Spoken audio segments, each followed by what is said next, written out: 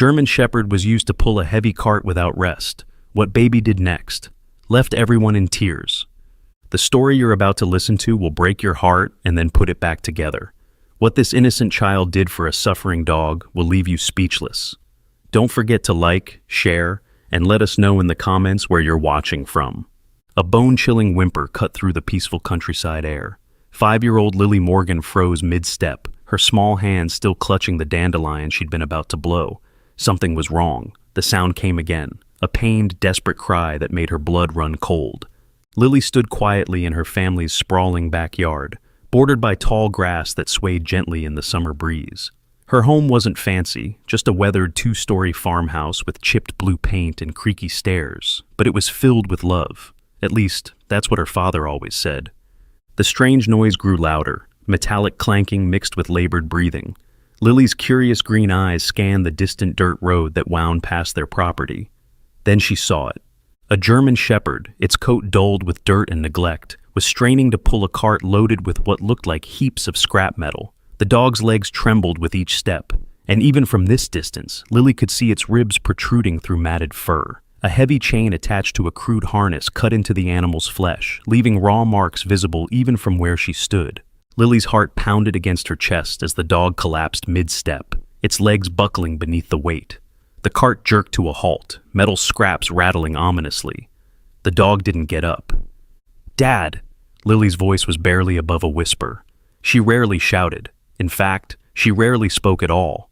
No response came from the house behind her. Her father, Thomas, was probably still fixing the leaky sink, radio blaring country music to drown out the frustration of too tight pipes and too little money. Lily's small, bare feet moved before her mind could catch up. One step, then another. The grass tickled between her toes as she moved toward the fence separating their property from the road. Her pink sundress fluttered around her knees like butterfly wings. The dog's eyes, golden brown and filled with a pain that seemed too deep for just physical suffering, locked with hers. Something passed between them, an understanding, a connection that made Lily's chest tighten. "I'll help you," she whispered, though the dog couldn't possibly hear her from this distance. Turning around, Lily ran back to the house, her heart pounding like a tiny drummer in her chest. The screen door creaked as she pushed it open, the familiar smell of her father's coffee and motor oil greeting her. "Dad!" she called again, louder this time. Thomas Morgan was bent awkwardly under the kitchen sink, only his legs visible. At 42, he was still strong despite the lines that had begun to crease his face after Lily's mother left 3 years ago. Grease streaked his hands and his faded jeans, evidence of his work as the town's best, and only, mechanic. "What is it, Lilypad?" he asked, voice strained from his uncomfortable position. "Can it wait 5 minutes? I've almost got this pipe fixed." Lily didn't answer. Instead, she tugged frantically at her father's pant leg, pulling with all the strength her small body could muster. "Whoa!" Thomas slid out from under the sink, a wrench still clutched in his hand. His expression softened when he saw his daughter's face.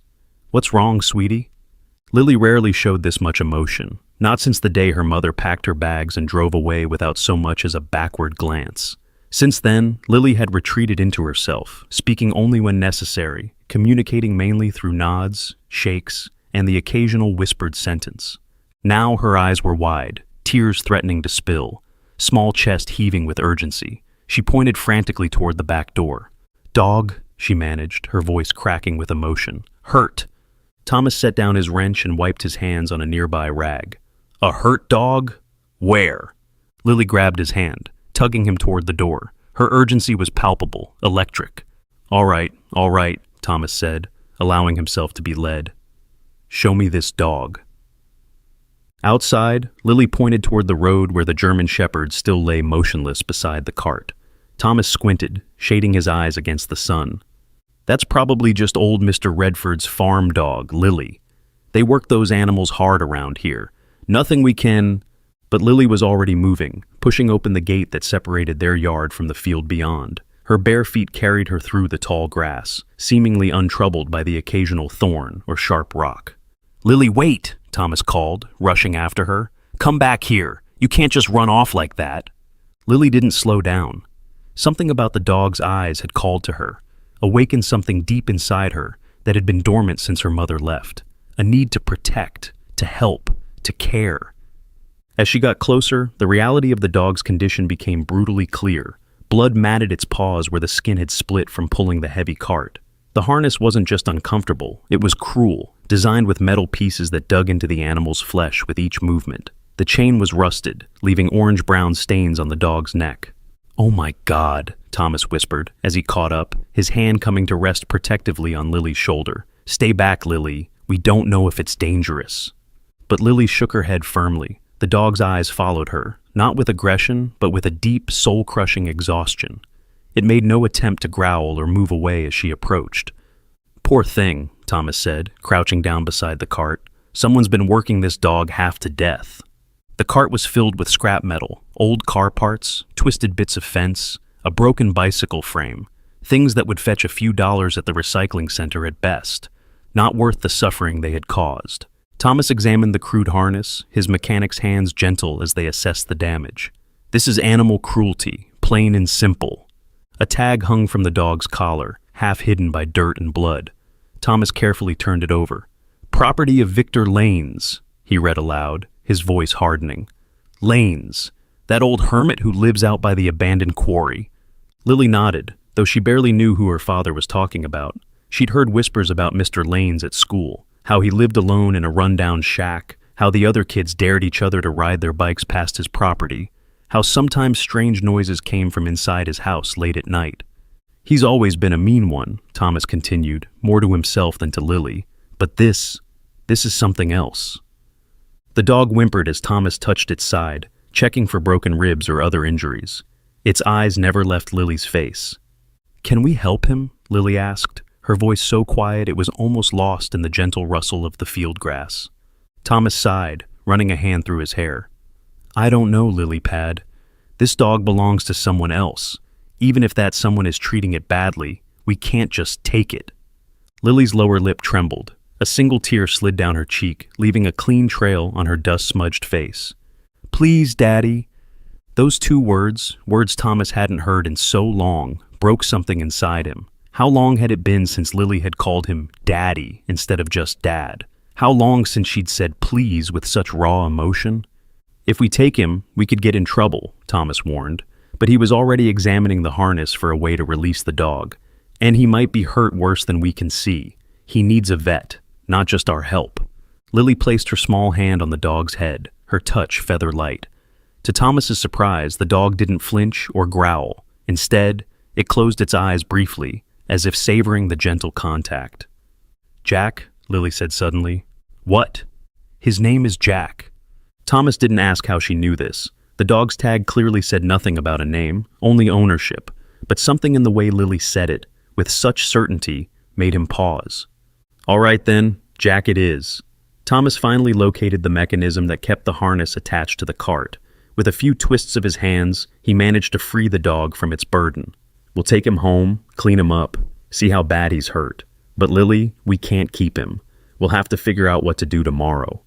Lily nodded, but Thomas knew that look in her eyes. She had already decided that Jack belonged with them now, and God help anyone, including Victor Lanes, who tried to take him away. Thomas gently scooped the injured German shepherd into his arms. The dog was lighter than he expected, painfully so. Clearly, whoever owned this animal hadn't been feeding it properly. "The cart," Lily pointed to the abandoned heap of metal. "Leave it," Thomas said firmly. "Let Lanes come looking for it if he wants it so badly." The walk back to their house seemed longer, with the added weight in Thomas's arms. Jack remained completely still, his breathing shallow but steady against Thomas's chest. Lily walked beside them, her small hand resting on the dog's matted fur, her face set in a determination Thomas hadn't seen since before her mother left. Their neighbor, Mrs. Hendricks, was watering her roses as they passed. Her eyes widened at the sight of them. "Thomas Morgan, what on earth do you have there?" "A dog that needs help, Barbara," Thomas replied, not slowing his pace. "Call Doc Wilson for me, would you? Tell him we need him to make a house call." Mrs. Hendricks nodded, already reaching for her phone. "Is that Victor Lanes's dog, the one he's been using to haul his junk?" "Not anymore, it's not," Thomas muttered, too quietly for her to hear. Inside their home, Thomas gently laid Jack on the old quilt that covered their living room sofa. The dog whimpered once but made no move to get up or run away. Get me some water and that first aid kit from under the bathroom sink, Thomas instructed Lily, who darted off immediately, her bare feet pattering against the wooden floors.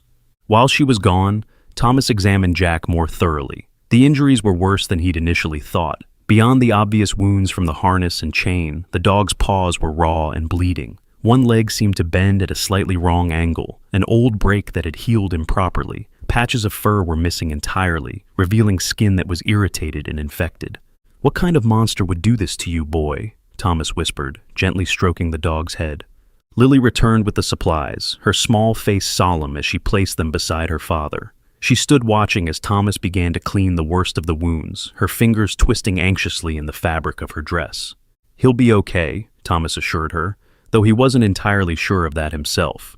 "Doc Wilson will be here soon." Lily nodded, then did something unexpected.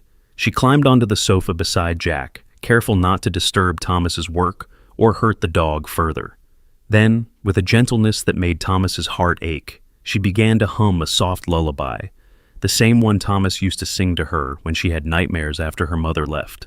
Jack's ears twitched at the sound. His eyes, previously half closed with pain and exhaustion, opened fully to look at Lily. There was something in that gaze, something Thomas couldn't quite identify. Recognition, trust, whatever it was, it sent a shiver down his spine. A knock at the door announced Doc Wilson's arrival. The elderly veterinarian had been treating the town's animals for more than 40 years, his hands still steady despite his advancing age. "Where's the patient?" he asked without preamble, medical bag clutched in his gnarled hand. Thomas led him to the living room, where Lily was still humming softly to Jack. The girl didn't look up as they entered, her focus entirely on the injured animal beside her. Doc Wilson's bushy eyebrows rose as he took in the scene. "Victor Lane's dog, isn't it? I've told that man 100 times that harness was barbaric." "You've seen this dog before?" Thomas asked, surprised. "Seen him? I've reported him to animal control twice. But you know how it is out here. Unless someone catches Lanes in the act, there's not much they can do." The old vet set down his bag and approached the sofa. "Let's see what we're dealing with here." Lily finally looked up, her eyes meeting Doc Wilson's. Something passed between them, an understanding, a shared purpose. "You found him, did you?" Doc Wilson asked her gently. Lily nodded. "She hasn't spoken more than 2 words at a time in over a year," Thomas explained quietly. "Not since her mother—" "I understand," Doc Wilson said, his voice kind. "Sometimes the ones who talk the least have the most to say." He turned his attention back to Jack. "Now then, let's get you fixed up, shall we?" What followed was an hour of careful examination, cleaning, bandaging, and injections. Throughout it all, Jack remained surprisingly calm, his eyes either closed in exhaustion or fixed on Lily's face. Only once did he growl, when Doc Wilson touched a particularly painful spot on his back, but a gentle touch from Lily's hand immediately quieted him. "It's remarkable," Doc Wilson commented as he packed up his supplies. "That dog should be snapping at anything that moves, considering what he's been through. Yet, he's letting a child touch him without any sign of aggression." Thomas nodded, watching as Lily continued to stroke Jack's head, her small fingers moving with a tenderness that made his throat tighten. She called him Jack. The tag just says he's Lanes' property. "Jack, is it?" Doc Wilson smiled slightly. "Well, Jack's going to need a lot of rest, good food, and those antibiotics I left. The leg was broken and never set properly. Nothing we can do about that now except manage his pain. The wounds from that blasted harness should heal if kept clean." "And then what?" Thomas asked, lowering his voice so Lily wouldn't hear. "We can't keep him. Lanes will come looking eventually." Doc Wilson's expression hardened. "You let me worry about Victor Lanes. That man's had too many warnings about how he treats his animals. This might finally be enough to get the authorities to take action." After the vet left, Lily refused to leave Jack's side. She sat on the floor beside the sofa, one hand always in contact with the dog, as if afraid he might disappear if she let go. "Hungry?" Thomas asked as dinner time approached. Lily shook her head. "You need to eat something, Lily Pad, and so does Jack." Thomas went to the kitchen and returned with a bowl of water and some leftover chicken, cut into small pieces. "Doc Wilson said to start with just a little food. His stomach isn't used to regular meals." Jack's nose twitched as Thomas set the bowl down, but he made no move toward the food. He seemed too weak, too defeated to even try. Lily picked up a small piece of chicken and held it near Jack's mouth. "Eat," she whispered, her voice so low Thomas barely heard it. "Please, eat." To Thomas's surprise, Jack's tongue darted out, taking the morsel from Lily's fingers. She smiled, a real full smile that Thomas hadn't seen in years, and offered another piece. Thomas watched in amazement as his daughter, who had been locked in her own world of silence for so long, spoke soft encouragements to the dog. One-word sentences mostly: good, more, drink, but each one was a miracle to Thomas's ears. As night fell, Thomas tried to convince Lily to go to bed. "Jack will be right here in the morning," he promised. "You need your rest." But Lily was adamant. She shook her head firmly, her small jaw set in a stubborn line that reminded Thomas painfully of her mother. "I'll bring your blanket down then," he conceded with a sigh. "You can sleep on the love seat." When he returned with Lily's favorite quilt, a patchwork of fabrics her grandmother had made before she passed, he found his daughter had already fallen asleep. But not on the love seat. She had somehow managed to squeeze herself onto the edge of the sofa beside Jack, her small body curled protectively around the dog's head, one arm draped over his neck. Thomas stood frozen, the blanket clutched in his hands, as he listened to the soft, synchronized breathing of child and dog. In sleep, Lily's face had lost the wary guardedness it usually carried. She looked peaceful. She looked like his little girl again. He gently draped the blanket over them both and turned to leave. As he reached the doorway, a soft voice stopped him. "He showed me," Lily murmured, her eyes still closed.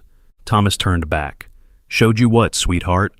"A baby," Lily whispered, already drifting back to sleep. "In the dark, crying." A chill ran down Thomas's spine as he watched his daughter slip back into slumber, her fingers tangled in Jack's fur. What did she mean? What baby? But Lily offered no further explanation, and Thomas was left standing in the doorway, unsettled by her words and the strange bond that had formed so quickly between his silent daughter and this broken dog. Outside, the wind picked up, rattling the windows slightly. Somewhere in the distance, a car door slammed. Thomas had the uneasy feeling that their troubles were just beginning.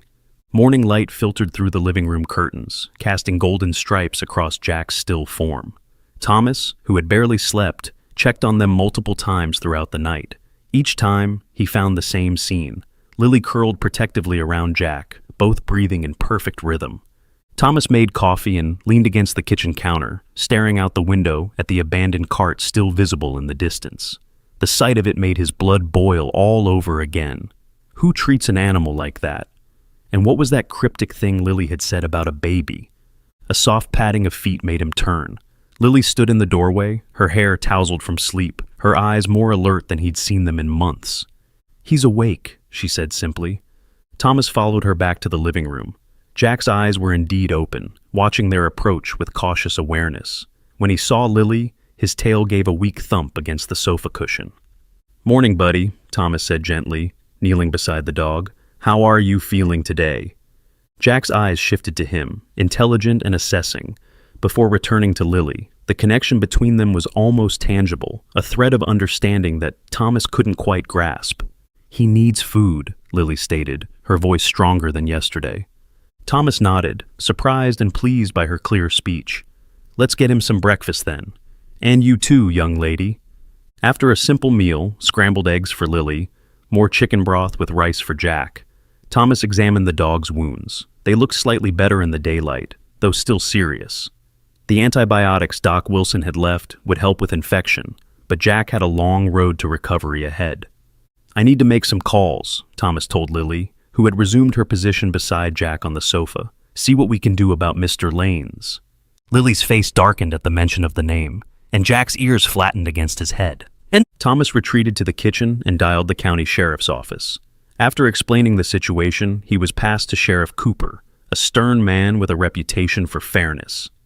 "You say you took Victor Lanes's dog?" The sheriff's voice crackled through the speaker, a note of warning in his tone. "I say I rescued an animal that was being cruelly abused," Thomas corrected, keeping his voice low so Lily wouldn't overhear. "Doc Wilson has already been out to treat him. He says the injuries are extensive and consistent with long-term mistreatment." Sheriff Cooper sighed heavily. "Look, Thomas, I understand where you're coming from, but you can't just take someone's property, even if you think they're mistreating it." "Property?" Thomas's grip on the phone tightened. This is a living creature, not a lawnmower. In the eyes of the law, animals are considered— I know what the law says, Thomas interrupted. But you haven't seen this dog, Sheriff. The harness had cut into his skin. His paws were bleeding from pulling that cart. He can barely walk. Another sigh. Doc Wilson mentioned he was planning to file a report. If he does, and if the evidence supports it, we can look into charges of animal cruelty. But until then what? I just hand Jack back to the man who nearly killed him? Jack? Thomas winced, realizing his mistake. That's what my daughter calls him. She's gotten attached. Your daughter? The sheriff's tone softened slightly. The quiet one? Marion's girl? Yes, Thomas admitted. She's speaking again, Sheriff. Full sentences sometimes. Ever since we found Jack. A long pause followed. Sheriff Cooper had known Thomas's family for years. He'd been there the day Marion walked out, leaving Thomas with a shell-shocked 3-year-old who'd gradually stopped talking altogether. Give me a couple of days, the sheriff finally said. Keep the dog for now. I'll pay Lanes a visit, see what I can find out. But, Thomas, if there's not enough evidence— I understand. But he didn't, not really. How could he ever return Jack to a man who had treated him so cruelly? As Thomas hung up, a loud knock at the front door made him jump. Through the kitchen window, he could see a battered pickup truck parked haphazardly in his driveway, a truck he recognized immediately. Lily, take Jack to your room, he said urgently, striding into the living room. Quick, now. Lily looked alarmed, but didn't question him. With surprising strength for her small size, she helped Jack up from the sofa. The dog wobbled on his feet, but managed to follow her toward the stairs, his bandaged paws moving slowly across the wooden floor. The knocking grew louder, more insistent. Coming, Thomas called, waiting until Lily and Jack disappeared upstairs before opening the door. Victor Lane stood on his porch, a stocky man in his 60s, with a face weathered by sun and alcohol, his gray beard stained yellow around the mouth. The smell of stale cigarettes and whiskey emanated from him like a cloud. Where's my dog, Morgan? He demanded without preamble, his bloodshot eyes narrowed to slits. Thomas blocked the doorway, his body tense. Good morning to you too, Victor. Don't play games with me. Barbara Hendricks said she saw you carrying my dog yesterday. That's theft, plain and simple. Is it theft to help an animal that's been abused to the point of collapse? Thomas countered, fighting to keep his voice level. Jack was half dead when we found him. Lanes's face darkened. Jack, his name ain't Jack, and he's my property. I use him for work. You use him for slave labor, Thomas shot back. He's malnourished, injured, and traumatized. Doc Wilson's already examined him and is filing a report with the sheriff.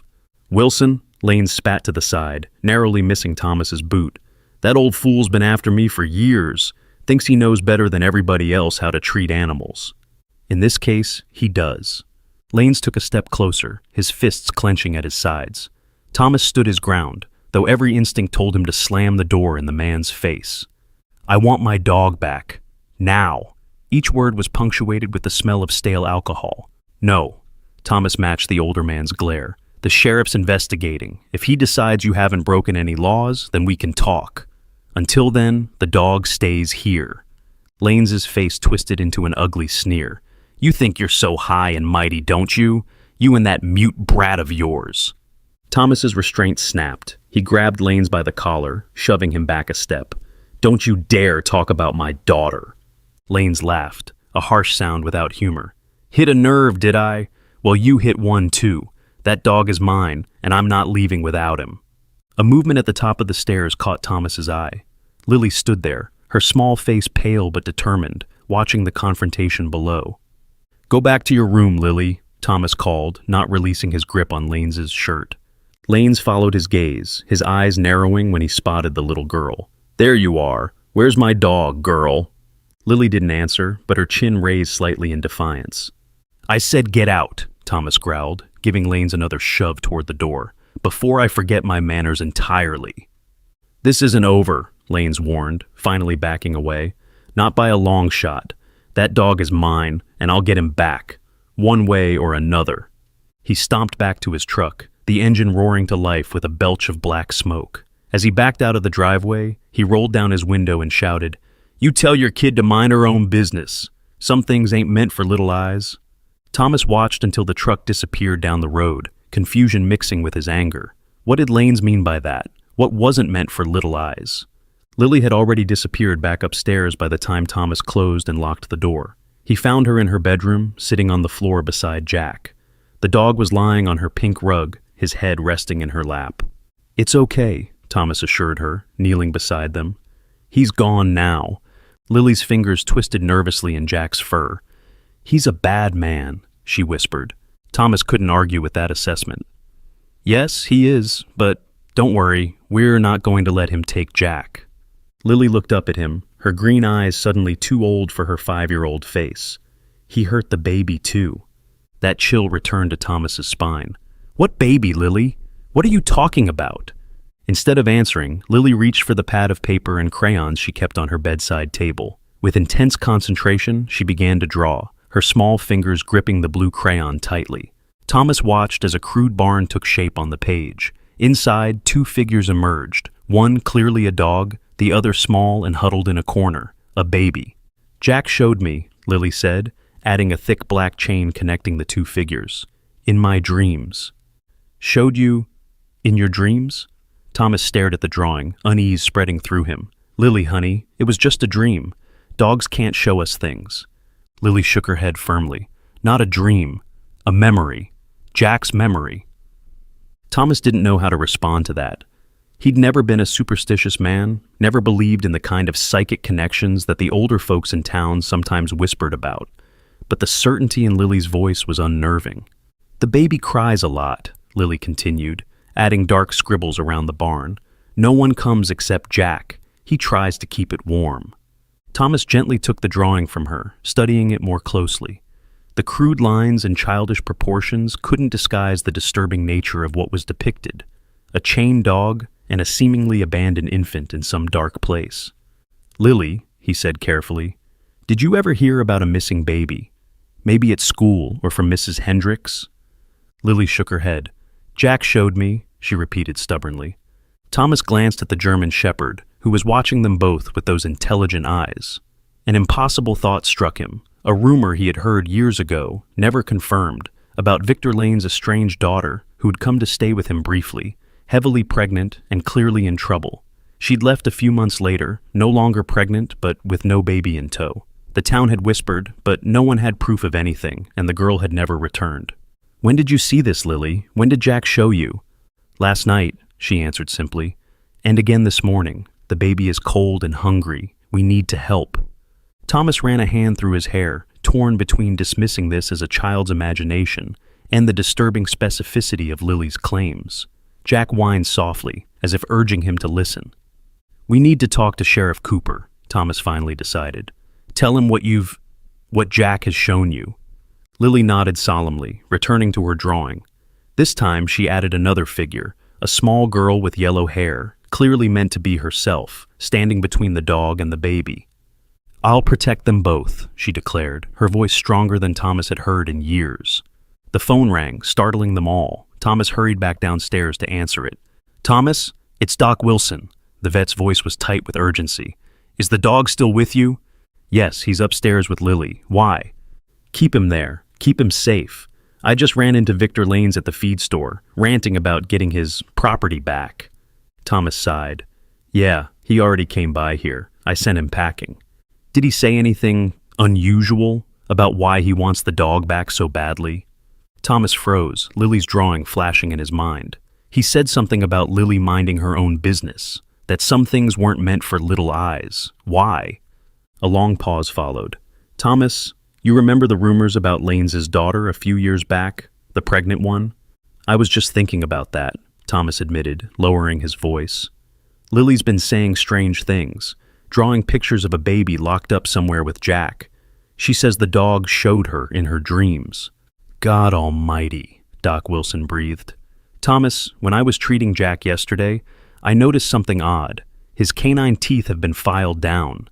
It's something sometimes done to dogs who are used as caretakers for other animals, or in some awful cases. For people," Thomas finished, his blood running cold. "You think Lanes might actually have a child hidden somewhere?" "I don't know," the vet answered honestly, "but I'm thinking we should take Lily's dreams seriously. Very seriously indeed. Thomas agreed, promising to call the sheriff immediately. As he hung up, a small cold hand slipped into his. Lily stood beside him, a new drawing clutched in her other hand. "Jack needs to go back," she said softly. "What?" "Lily, no, we can't send him back to that man." "Not forever," Lily clarified, her eyes solemn. "Just to show us where the baby is." She held up her drawing. It showed Jack leading Lily and Thomas to a small structure hidden among trees, the barn from her earlier picture. Thomas felt a cold certainty settle over him. His logical mind rebelled against it, but something deeper, a father's instinct perhaps, told him to trust his daughter's strange connection with this broken, gentle dog. "Let me call Sheriff Cooper first," he said. "We can't do this alone, Lily." She nodded, but her eyes remained fixed on Jack, who had limped down the stairs after her. The dog met her gaze steadily, as if confirming some private understanding between them. Thomas watched them, wondering what invisible thread connected his silent daughter to this suffering animal, and what awful secrets they might uncover if they followed where it led. An hour later, Sheriff Cooper's patrol car pulled into the driveway. Thomas had explained everything. Lily's drawings, her cryptic statements, Doc Wilson's observations about Jack's teeth. The sheriff had listened in silence, his weathered face giving nothing away. Now, as Cooper examined Lily's drawings spread out on the kitchen table, his expression turned grave. "You know how this sounds?" he said quietly to Thomas. "Crazy," Thomas admitted. "I know, but there's something here, Sheriff. Something not right." The sheriff nodded slowly. "There has been talk about Lanes for years. Nothing concrete enough to get a warrant, but—" He trailed off, looking at Lily, who sat stroking Jack's head. "Your daughter started talking again because of this dog?" "More words in the last 24 hours than in the last 2 years, Thomas confirmed. Cooper crouched down to Lily's level. "Lily, these pictures you drew, you say Jack showed you these things in your dreams?" Lily nodded solemnly. "And there's a baby somewhere, in a barn?" "In the dark," Lily specified. "Cold, crying. Jack keeps it warm." Cooper's eyes met Thomas's over Lily's head. Something unspoken passed between the men, the disturbing possibility that a child might actually be in danger. "I'm going to need to take another look at Lanes's property," Cooper decided, standing up. "But I still don't have enough for a warrant to search thoroughly." "So, what do we do?" Thomas asked. Cooper hesitated, clearly torn between following protocol and following his instincts. "Officially, I'm going to pay Mr. Lanes a visit, ask about his dog, and keep my eyes open for anything suspicious. Unofficially—" He looked down at Jack, who stared back with those knowing eyes. "I think your daughter might be onto something, and I think this dog might be the key to figuring out what." Before Thomas could respond, a muffled cry came from outside. All three of them turned toward the window, in time to see Victor Lanes's truck speeding down the road past their house, a cloud of dust in its wake. He was watching us, Thomas realized aloud, this whole time. Sheriff Cooper was already moving toward the door, his hand on his service weapon. "Stay here. Lock the doors. I'm going to follow him." But Lily stood up suddenly, her voice ringing out with startling clarity. "No! He's going to hurt the baby! We have to go now!" Jack barked once, sharp and urgent, as if confirming her words. Cooper hesitated, clearly conflicted. "Thomas, I can't take a civilian, let alone a child, on a potential criminal investigation." "Then go," Thomas urged. "Follow him. We'll stay here." The sheriff nodded and hurried out. The sound of his patrol car starting up and pulling away filled the sudden silence of the kitchen. Lily turned to her father, her small face set with a determination that startled him. "He won't find it," she said with absolute certainty. "Only Jack knows where." Thomas looked from his daughter to the injured dog, who was now standing despite his bandaged paws, watching the door with obvious agitation. "Lily, we can't just—" "Please, Daddy," she interrupted, her voice breaking on the word. "The baby is scared. Jack knows. I know." Thomas felt the weight of the moment pressing down on him. Everything logical, everything sensible, told him to stay put, to let the sheriff handle this. But the look in his daughter's eyes, and in the dog's, spoke of an urgency he couldn't ignore. "If we do this," he said slowly, "you follow my instructions exactly. We stay together, and at the first sign of trouble, we leave and call for help. Promise me, Lily." She nodded solemnly. "Promise." Thomas grabbed his truck keys and phone. "Let's go then." Getting Jack into the truck proved challenging. The dog winced with every step, his bandaged paws clearly still painful. Thomas ended up carrying him, surprised again at how light the German Shepherd was, a testament to Lane's neglect. Lily climbed into the back seat, and Thomas carefully placed Jack beside her. The dog immediately shifted position until his head rested in Lily's lap, those intelligent eyes fixed on her face. "Which way?" Thomas asked as he started the engine. Lily looked at Jack, a silent communication passing between them. Then she pointed toward the old logging road that led deeper into the woods beyond their property. "That way," she said with quiet certainty, "past the creek, then left at the big dead tree." Thomas didn't ask how she knew this. Something about the conviction in her voice silenced his doubts. He drove slowly, mindful of the ruts and holes in the rarely used road. The forest grew thicker around them, pine and oak, creating a canopy that dimmed the midday light. Thomas had lived in this area his whole life, but rarely ventured this deep into the woods, especially not in this direction, toward Lane's remote property. "Slow," Lily instructed, as they approached a rusted metal bridge spanning a narrow creek. "Stop after the bridge. We walk from here." Again, Thomas complied without questioning. He parked the truck just beyond the bridge and turned to face his daughter. "Lily, are you sure about this? Jack is hurt. You're only 5. Maybe we should wait for Sheriff Cooper." Lily shook her head firmly. "The baby is crying. Jack can hear it."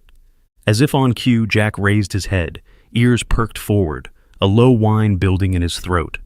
Thomas weighed his options. His parental instincts screamed at him not to drag his child further into what could be a dangerous situation. But those same instincts couldn't ignore the possibility that another child, an infant, might be in trouble. "We'll go a little farther," he decided. "But at the first sign of danger, we're turning back. And you stay right beside me the whole time. No running ahead." Lily nodded solemnly. They climbed out of the truck, Thomas once again carrying Jack despite the dog's obvious desire to walk on his own. The forest was quiet around them. Too quiet, Thomas thought. No bird song, no rustling of small animals in the underbrush. "This way," Lily pointed toward a barely visible path leading away from the road. It was little more than a game trail, winding between dense undergrowth and fallen logs. Thomas followed, mindful of tree roots and thorny vines that could trip his small daughter. Jack grew increasingly restless in his arms, twisting to look ahead, that whine growing more urgent. After about 10 minutes of careful hiking, the path widened slightly. Through the trees, Thomas could make out a small, dilapidated structure. Not the barn Lily had drawn, but a hunter's cabin, its wooden walls gray with age, roof sagging in the middle.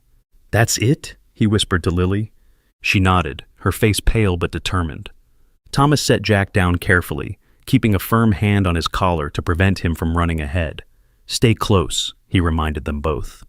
They approached the cabin slowly. No smoke rose from the rusty chimney pipe. No sound came from within.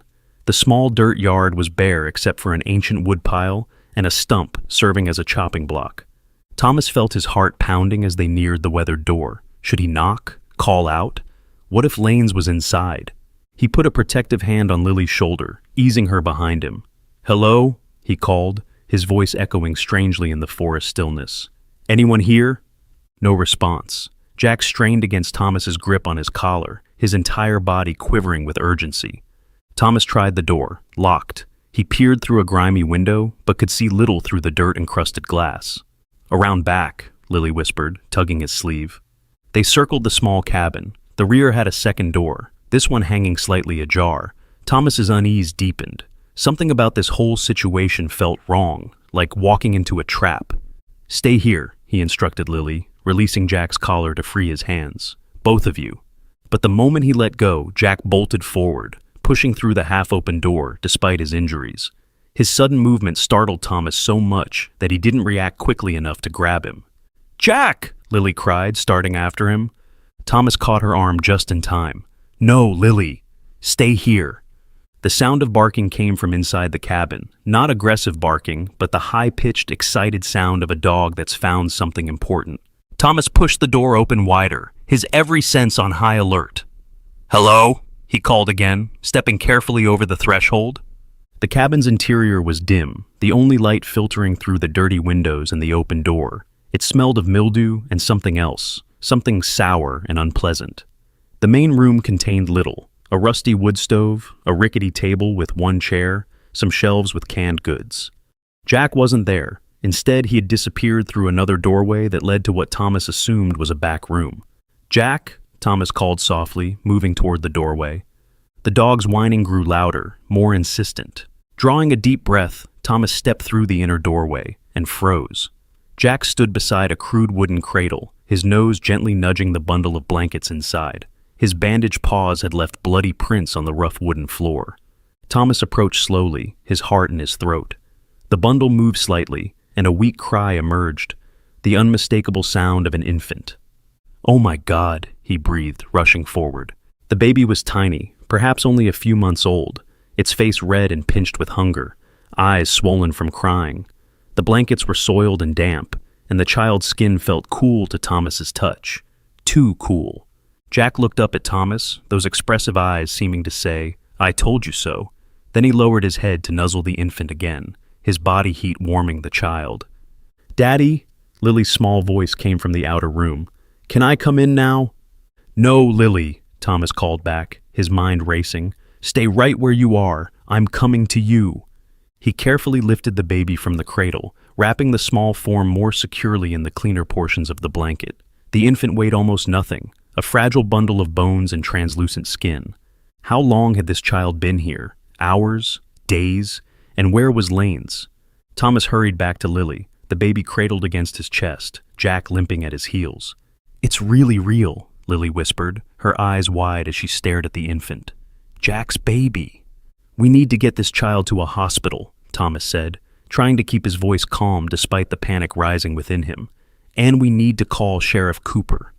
They exited the cabin as quickly as possible, Thomas clutching the whimpering infant with one arm while keeping his other hand firmly on Lily's shoulder. Jack followed, his movements slow but determined, never taking his eyes off the baby. The hike back to the truck seemed to take forever, every shadow in the woods appearing menacing, every snapping twig sounding like a gunshot. Thomas couldn't shake the feeling that they were being watched. Finally, they reached the vehicle. Thomas handed the baby carefully to Lily while he opened the door, then took the infant back and placed the child securely in her lap. "Hold the baby just like this," he instructed, demonstrating how to support the tiny head. "I'm going to carry Jack." As he turned to lift the injured dog, a voice froze him in place. "I wouldn't do that if I were you." Victor Lane stepped out from behind a large oak tree, a hunting rifle cradled in his arms. His bloodshot eyes darted from Thomas to Lily, then to the bundle in her arms. "That don't belong to you," he said, gesturing with the rifle barrel toward the baby. "None of it belongs to you." Thomas moved instinctively to place himself between Lane's and his daughter. "This baby needs a hospital, Victor. It's half-starved, half-frozen." "She's fine," Lane's growled. "Was fine till you stuck your nose where it don't belong." She, a little girl. Thomas's anger flared despite his fear. "Fine? She's dying. What kind of monster leaves an infant alone in a cabin in the woods?" "She wasn't alone," Lane's countered, his voice defensive. "The dog was with her." "A dog isn't a babysitter." "He does fine," Laney's insisted, his gaze sliding to Jack, who stood stiffly beside the truck, hackles raised despite his weakened condition. "Been taking care of her since she was born." "Where's her mother?" Thomas demanded. Something flashed across Lane's weathered face. Grief, perhaps, or guilt. Gone. Left her behind, just like she left everything else behind. My own daughter couldn't even stick around long enough to raise her kid. The rumors had been true then. Lane's daughter had been pregnant, had given birth, and then abandoned her child with her father, a man clearly unequipped to care for an infant. "So, you just locked her in a cabin with a dog?" Thomas couldn't keep the disgust from his voice. "I check on her," Lane's protested, the rifle wavering slightly in his unsteady hands. "Bring food, clean things up. The dog watches her the rest of the time, keeps her warm, keeps her safe. Been doing it for 3 months now without no trouble." "3 months?" Thomas was horrified. "She looks half dead, Victor." "She's just small," Lane's insisted, but doubt crept into his voice. "Like her mama was." Thomas saw his opening. "She needs a doctor, Victor. Professional care, proper food, and warmth. You must see that." Lane's eyes darted uncertainly to the bundle in Lily's arms. The baby had gone quiet. Too quiet. "Let us take her to the hospital," Thomas pressed gently. "You can come too. Explain the situation. I'm sure if you tell them about your daughter leaving, how you were doing your best." He let the implication hang in the air, though he doubted any court would be lenient with a man who'd left an infant in the care of an abused dog. Lanes seemed to be wavering, the rifle lowering slightly. Then the wail of a siren cut through the forest stillness, distant but approaching rapidly. "You called the cops," Laney snarled, raising the rifle again. "You lying bastard!" "I didn't," Thomas protested, hands raised placatingly. "Sheriff Cooper was already following you, remember?" But Lanes wasn't listening. His face had contorted with rage and fear. "Give me back my granddaughter," he shouted, taking a step forward. Jack moved faster than Thomas would have thought possible for an injured dog. He lunged forward, not attacking, but placing himself directly between Lanes and the truck where Lily clutched the infant. Lanes swung the rifle toward the dog. "Get out of the way, you mangy." Thomas didn't think. He just reacted. Throwing himself forward, he tackled Lanes just as the rifle discharged. The sound was deafening in the forest quiet, birds exploding from nearby trees in panic. The two men crashed to the ground, Thomas's larger frame momentarily pinning Lanes beneath him. They struggled for control of the rifle, rolling in the dirt and leaves. "Daddy!" Lily's terrified voice cut through the chaos. "Stay in the truck!" Thomas yelled, grunting as Lanes' elbow connected with his ribs. Despite his age, Lanes fought with the desperate strength of a cornered animal. The rifle discharged again, the bullet punching through the truck's front tire with a loud hiss. Suddenly, another vehicle skidded to a halt nearby, Sheriff Cooper's patrol car. The lawman leapt out, weapon drawn. "Freeze," he commanded. "Put the weapon down." Lanes ignored him, still wrestling with Thomas for control of the rifle. Another shot went wild, splintering bark from a nearby tree.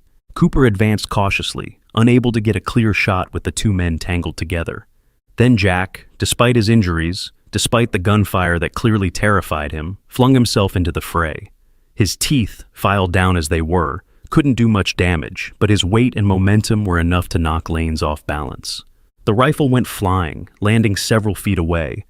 Thomas scrambled to his feet just as Cooper reached them, the sheriff quickly subduing Lanes with a knee to the back and handcuffs. "You okay?" Cooper asked, glancing up at Thomas. Thomas nodded, breathing hard. "The baby? There's a baby in the truck with Lily. Needs medical attention right away." Cooper's eyes widened, but his professional training held. He finished securing Lanes before speaking into his radio, calling for an ambulance and backup. Thomas hurried back to the truck, heart hammering.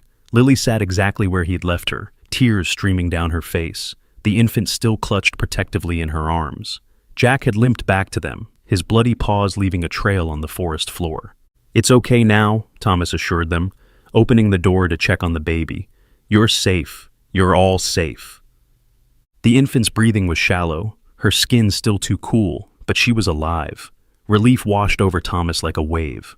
"Jack knew," Lily whispered, looking down at the dog who'd placed his head on the seat beside her. "He always knew where she was." Thomas nodded, unable to argue with the evidence before him. Somehow, through some connection he couldn't begin to understand, Jack had led them to this abandoned child, had been trying to lead someone to her all along. "You're a hero, boy," he told the dog, gently stroking his matted fur. "Both of you are heroes." Sheriff Cooper approached, Lanes now secured in the back of his patrol car. "Ambulance is on its way," he said. "Want to tell me what the hell is going on here?" Thomas explained everything. Lily's drawings, Jack's strange behavior, the cabin, and finally, the baby they'd discovered. Cooper listened in stunned silence. "So, the dog was actually babysitting?" he asked incredulously. "In a manner of speaking," Thomas replied. "Lanes admits he left them alone for long periods. I think Jack was doing his best to keep the baby alive." They both looked at the German shepherd, who hadn't left Lily's side despite his own obvious pain and exhaustion. "Never seen anything like it," Cooper admitted. "That dog should hate humans after what Lanes did to him. Instead, he risks his life to save a baby." In the distance, sirens wailed, growing louder. Help was coming. Thomas reached out to stroke Jack's head.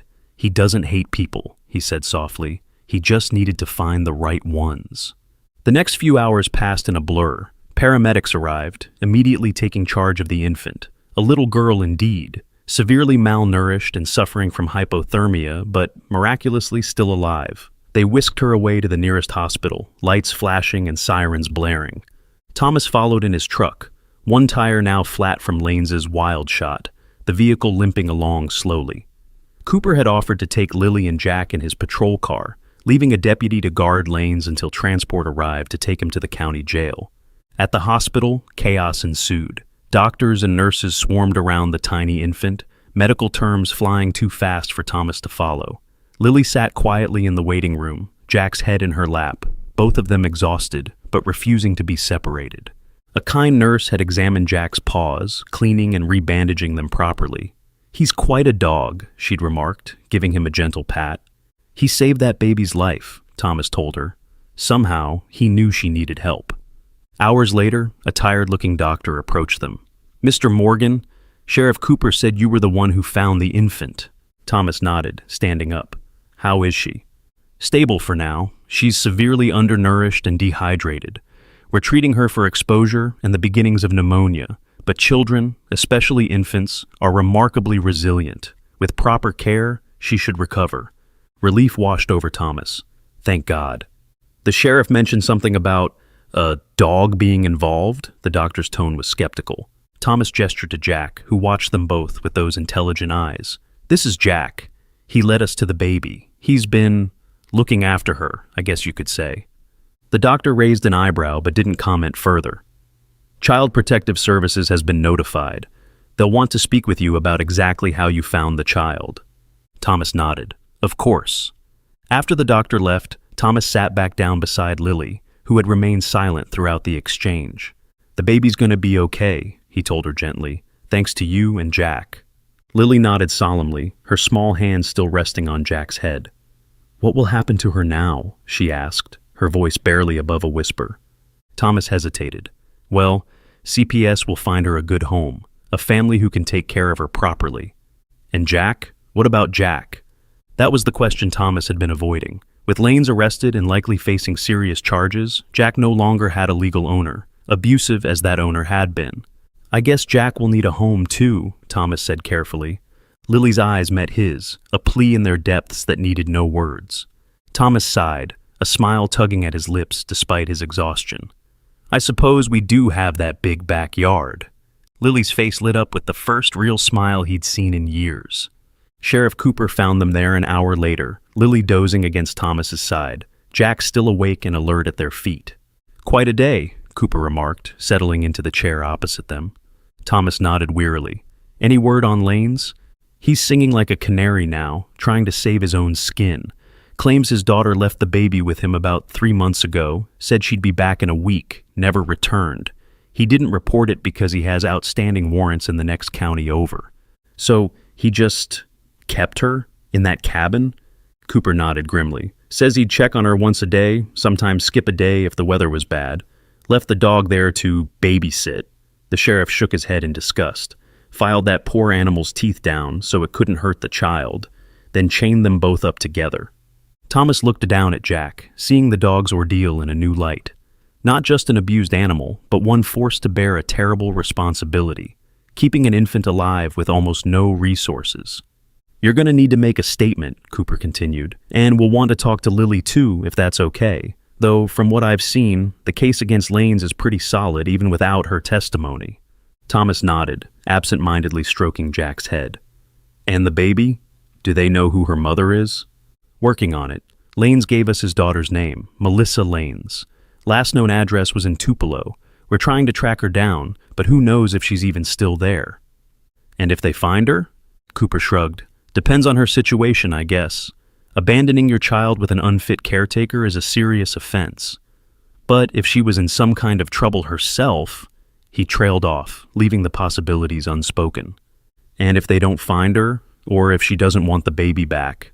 "Foster care, most likely, then adoption." Thomas nodded, his mind already spinning with possibilities, thoughts he wasn't quite ready to voice aloud. A nurse approached, clipboard in hand. "Mr. Morgan, the baby's awake if you'd like to see her." Thomas looked down at Lily, still sleeping against his side. He hated to wake her, but he knew she'd want to see the infant she and Jack had helped rescue. "Lily," he said softly, giving her shoulder a gentle shake, "would you like to see the baby?"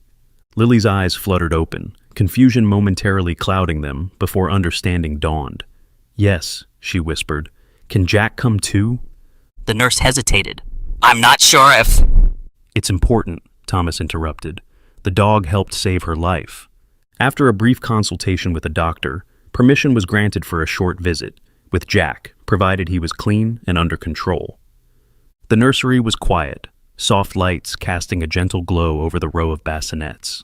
Only one was occupied, the tiny infant they'd rescued, now cleaned up and connected to various monitors, a feeding tube providing the nourishment her tiny body desperately needed. "She's so small," Lily whispered, standing on tiptoes to peer into the bassinet. The baby's eyes were open, dark blue, and surprisingly alert given her ordeal. When Jack approached, those eyes fixed on him with what Thomas could have sworn was recognition. Jack whined softly, his tail giving a gentle wag. He made no attempt to get closer than the nurses allowed, but his attention remained fixed on the infant, his body quivering slightly with emotion. "He missed her," Lily said with absolute certainty. "He was worried." The baby made a soft cooing sound, tiny fingers flexing as if reaching for the dog. "What will happen to them both?" Lily asked, looking up at her father with those solemn green eyes. Thomas didn't have all the answers, not yet. But watching his daughter, this once silent child now full of questions and concerns, he felt something settle within him, a decision he hadn't even realized he was making. "We'll figure it out," he promised. "Together." Jack looked up at him, those intelligent eyes seeming to understand far more than any dog should. Then he turned back to the baby, standing guard, just as he had done in that lonely cabin. Only now, he wasn't alone in his vigil. As they left the hospital hours later, exhaustion pulling at them all, Thomas found himself looking at his small, strange family with new eyes. His daughter, speaking again, communicating with a confidence he'd feared lost forever. Jack, limping but determined, his loyalty unshaken despite his suffering. And perhaps, Thomas hardly dared think it yet, perhaps there would soon be room for one more.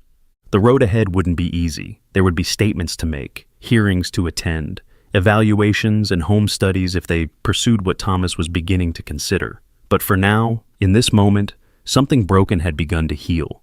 Not just Jack's physical wounds or Lily's emotional ones, but something deeper, something that connected them all. In the truck's rearview mirror, Thomas caught sight of Lily in the back seat, her head resting against Jack's side, both of them finally surrendering to exhaustion. He drove carefully, mindful of the precious cargo he carried, and the even more precious future that suddenly seemed possible. 2 weeks passed in a whirlwind of activity. The story of Jack, Lily, and the abandoned baby had spread like wildfire through their small town, then to neighboring communities, and finally to the internet at large. It started with a simple news report on the local station. Abused dog leads rescuers to abandoned infant, accompanied by a hastily shot video of Jack in the hospital, standing guard over the bassinet of the baby he'd helped save. Someone shared it online, and by morning, the video had thousands of views. By the end of the first week, national news outlets had picked up the story. German Shepherd used as babysitter for abandoned infant, became heroic dog survives abuse to save baby's life, which evolved into #Free Jack, a viral campaign demanding justice for the abused dog and the child he'd protected. Thomas's quiet phone began ringing constantly. Reporters wanted interviews, animal rights activists wanted updates, strangers from across the country sent messages of support, offers of help, and in some cases, adoption applications for both Jack. "It's insane," Thomas told Doc Wilson during Jack's follow-up visit at the veterinary clinic. "Yesterday, someone from California called offering to pay all of Jack's medical expenses for life." The elderly vet smiled as he checked Jack's healing paws. People are hungry for good news, for heroes, and Jack here is definitely a hero. Lily sat nearby, watching the examination with solemn attention. She hadn't left Jack's side for more than a few minutes in the past 2 weeks, and the dog showed the same devotion to her. Their bond had only strengthened through the ordeal. "How's the little one doing?" Doc Wilson asked, straightening up with a grunt as his old knees protested. "Better," Thomas replied. "Still in the hospital, but gaining weight. They're calling her Baby Jane until..." He trailed off, unsure how to finish the sentence. "Until they found her mother? Until she was placed with a foster family? Until..." Doc Wilson nodded understanding. "And Lane's still in custody? His court date is next month. Sheriff Cooper says with the evidence they have gathered, he'll likely be facing serious time." "Good," the vet said firmly. "Animals are more perceptive than most people give them credit for. But what Jack did, Staying with that baby, keeping her alive, that goes beyond instinct. That's something special. Thomas couldn't argue with that. He'd witnessed Jack's dedication firsthand, not just to the baby, but to Lily as well. The dog who had every reason to fear and hate humans had instead devoted himself to protecting them. Jack's healing well, Doc Wilson continued. The paw pads are still tender, but with continued rest, they should be completely healed in another week or two. The nutritional supplements are helping too. He's gained 5 pounds already. And his teeth? Thomas asked quietly, mindful of Lily listening nearby. Doc Wilson shook his head. Nothing to be done about those, I'm afraid. The filing caused permanent damage, but it doesn't seem to bother him much, and he can still eat soft food without difficulty. Thomas nodded, reaching out to stroke Jack's head. The dog leaned into his touch, those expressive eyes seeming to convey gratitude and trust. We're keeping him, Lily announced suddenly, her voice stronger than it had been in years. Forever. Thomas and Doc Wilson exchanged looks over her head. There had been no formal decision yet about Jack's future, though Thomas had already begun the process of applying for legal ownership. With Lanes in jail and facing charges, the dog was technically in legal limbo. We'll see, Lilypad, Thomas said gently. There's paperwork and... He's ours now, Lily insisted, her small hand buried in Jack's fur. And we're his. Doc Wilson chuckled. I'd say that's pretty definitive, Thomas. In my experience, when a child and a dog form a bond like this, it's best not to question it. Thomas couldn't help but smile. I guess you're right. As they left the clinic, Thomas's phone rang again. An unknown number. He almost ignored it, assuming it was another reporter, but something made him answer. Mr. Morgan, this is Diane Reynolds from Child Protective Services. I'm calling about baby Jane. Thomas's heart skipped a beat. Yes? We've located the baby's mother, Melissa Lanes. She's currently in a rehabilitation facility in Memphis. Thomas tightened his grip on the phone. I see. She's confirmed that the baby is hers, but she's also made it clear that she's in no position to care for a child. She's signed initial paperwork surrendering her parental rights. Oh, Thomas wasn't sure what else to say. Part of him felt sorrow for the young woman and her struggles. Another part felt a surge of something he wasn't ready to name. The reason I'm calling, Diane continued, is that Ms. Lane specifically asked about the family who found her daughter, about you. She saw the news coverage and, well, she's requested that if possible, her baby be placed with you. Thomas stopped walking, so suddenly that Lily bumped into him. With me? But I'm not... I understand this is unexpected, Diane said, and of course there would be a formal process, home studies, background checks, all the standard procedures for foster placement with the possibility of adoption. But Ms. Lanes was quite adamant that she wanted her daughter to be with the family that dog trusted. Thomas felt a lump form in his throat. I don't know what to say. You don't need to decide anything right now, Diane assured him. But I wanted to let you know that this is a possibility, if you're interested. We could begin the process as early as next week. After promising to think it over and call back, Thomas hung up, his mind reeling. Lily looked up at him questioningly. What's wrong, Daddy? Thomas crouched down to her level, still trying to process the conversation. That was someone from Child Protective Services. About the baby. Lily's eyes widened. Is she okay? Yes, she's fine. They found her mother, but she's not able to take care of a baby right now. Thomas hesitated, unsure how much to share with his 5-year-old. She asked if maybe we would want to take care of the baby for a while, maybe forever. Lily's face lit up with joy. Yes, we can be her family, us and Jack. Thomas smiled despite his uncertainty. It's not that simple, Lilypad. Taking care of a baby is a huge responsibility. I'd be a single dad with 2 kids. You're a good dad, Lily said with the absolute confidence of a child. And I can help. I'm good with babies. Thomas raised an eyebrow. Oh? And how do you know that? Jack showed me, she replied simply. In the dreams. I helped him take care of the baby. That connection again, that inexplicable bond that Thomas couldn't begin to understand. He looked at Jack, who sat watching them both with those knowing eyes. What do you think, boy? Should we do this? Jack's tail thumped against the ground, his expression somehow both solemn and hopeful. I think that's a yes, Lily giggled, throwing her arms around the dog's neck. Thomas felt something shift inside him, like puzzle pieces finally falling into place. The past 2 years had been so hard, raising Lily alone after Marion left, watching his vibrant child retreat into silence, struggling to connect with her. Now, through the most unlikely series of events, through the courage and loyalty of an abused dog, something new was emerging, a second chance, a family rebuilt. "Let's go see her," he decided suddenly. "Let's go visit baby Jane." The hospital hallway bustled with afternoon activity as they made their way to the neonatal unit. Thanks to Jack's newfound celebrity status, the staff had made an exception to their usual rules, allowing the dog to visit the baby regularly. They claimed it was for developmental observation, but Thomas suspected they were just as touched by the story as everyone else. Nurse Jenkins met them at the entrance, her round face breaking into a smile. "There's our hero," she said, bending slightly to pet Jack, who accepted the attention politely but kept his eyes fixed on the door beyond. "How's she doing today?" Thomas asked, signing the visitor log. "Much better," the nurse replied. "She's up to 5 pounds now, still small for her age, but gaining steadily. And she's more alert every day." They followed her into the quiet room, where baby Jane's bassinet had been moved once she'd stabilized. The infant was awake, tiny fists waving in the air, dark eyes focusing immediately on the visitors. "She knows us," Lily whispered, stepping closer. Thomas couldn't deny it. The baby's expression visibly brightened at their approach, especially when Jack came into her line of sight. The dog moved forward cautiously, tail wagging gently, and positioned himself beside the bassinet, just as he'd done in those long, lonely days in the cabin. "May I hold her?" Lily asked the nurse. "If you sit in the rocking chair and your dad helps," Nurse Jenkins agreed.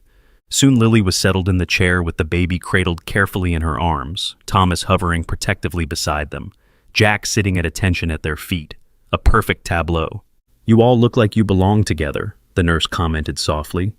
Thomas felt a warmth spread through his chest. "Maybe we do," he murmured. As they sat with the baby, taking turns holding her, Thomas found himself thinking about names. Baby Jane was fine for hospital records, but when she came home with them, she would need a real name, a name that honored her journey and the remarkable dog who had kept her safe. "What should we call her?" he asked Lily quietly. His daughter considered the question with characteristic seriousness. "Something special," she said finally. "Something that means saved." Thomas smiled. "I'll look up some names with that meaning." The peaceful moment was interrupted by the buzz of his phone. Another unknown number, but this time a local area code. Excusing himself, Thomas stepped into the hallway to answer. "Mr. Morgan, this is David Chen from Channel 5 News. I'm sorry to bother you, but we've received some concerning information about Victor Lanes that we thought you should be aware of." Thomas frowned. "What kind of information?" "Our sources at the county jail indicate that Lanes has been making threats, specifically against you, your daughter, and the dog. Apparently, he's been telling his cellmate that he won't let them get away with this, and that nobody takes what's his." A cold knot formed in Thomas's stomach. "Are the police aware of this?" "Yes. Sheriff Cooper has been notified, but given the public interest in your story, we wanted to alert you directly.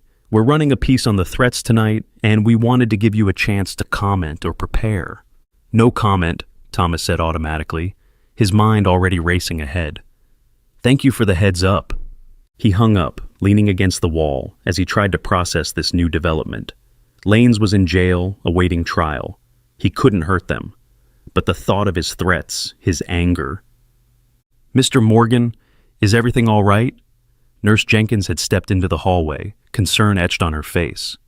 "Fine," he lied, straightening up. "Just a work call." But as he rejoined Lily and the baby, his unease lingered.